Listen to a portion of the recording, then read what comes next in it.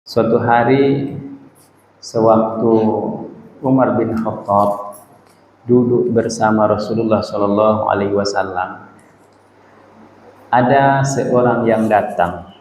Pakaiannya sangat putih, rambutnya sangat hitam. Kalau pakaian sangat putih, rambut sangat hitam, masih sering jumpa dengan kita itu Bapak Ibu. Tapi ada yang tidak biasa. La yura alaihi atharus safari. Tidak kelihatan jejak kakinya. Jadi di Arab itu mungkin padang pasir, kemudian kalau orang lewat kelihatan jejaknya. Ini tidak kelihatan.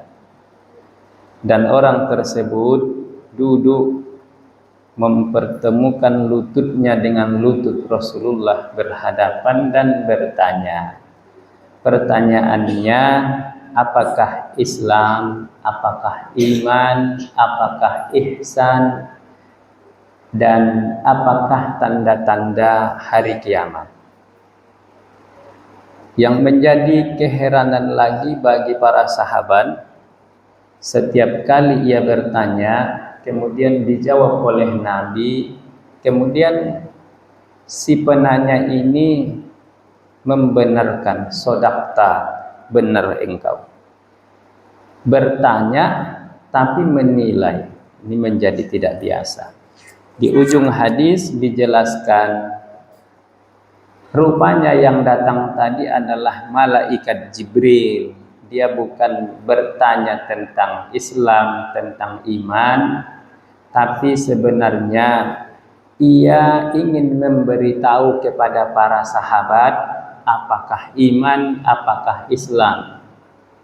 Kemudian yang ia maksud bukanlah untuk dirinya, tapi supaya sahabat yang mendengar jawaban Nabi itu mengetahui.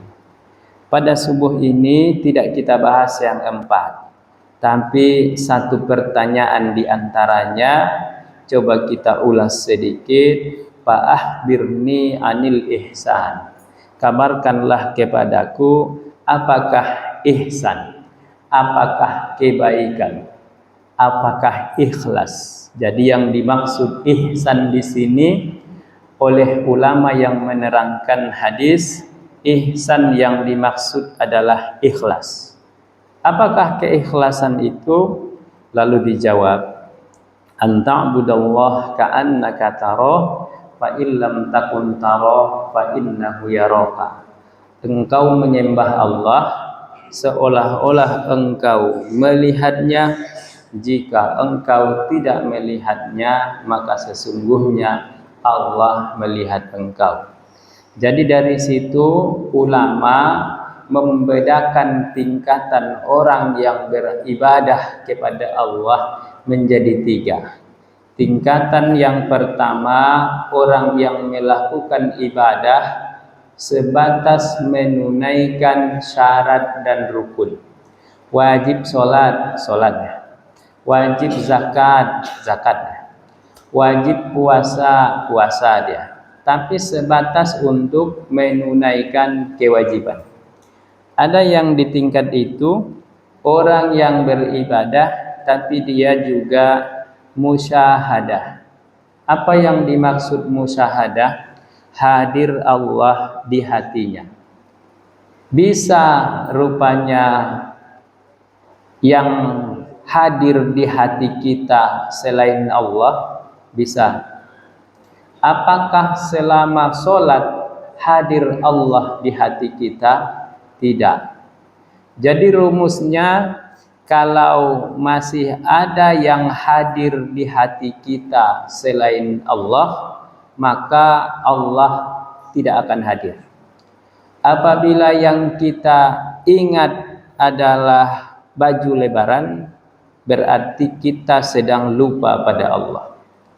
Apabila yang ada di hati kita adalah Allah, berarti kita sedang lupa pada yang lain, sedang tidak ingat pada yang lain.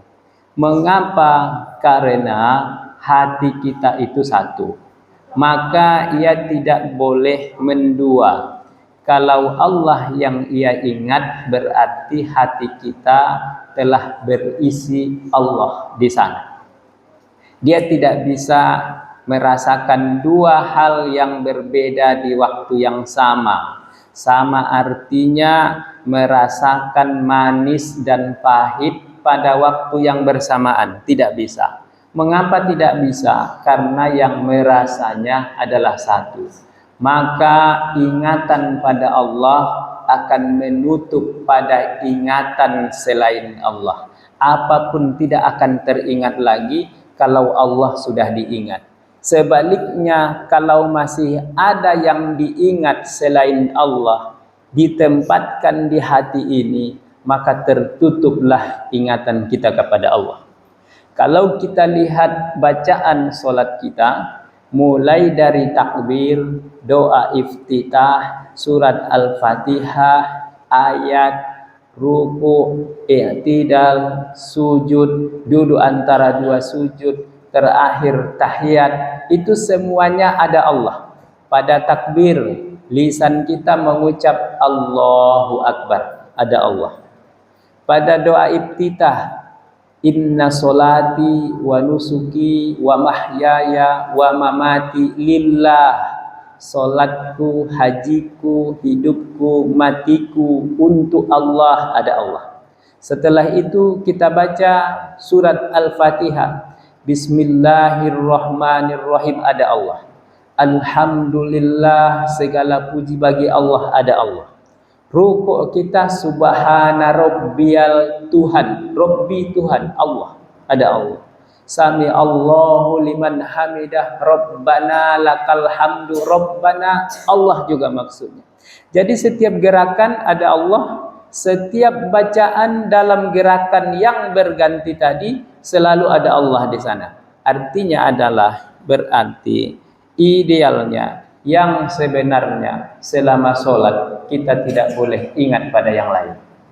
Tapi untuk mewujudkan itu tentu tidak kita sendiri, tetap harus bantuan Allah, tetap harus hidayah Allah. Maka kita meminta kepada Allah supaya Allah kuatkan hati kita untuk mengingatnya.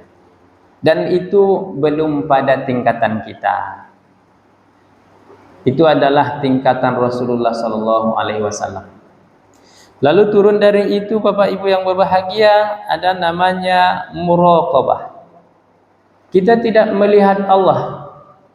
Allah tidak selalu hadir di hati kita selama dalam sholat mungkin.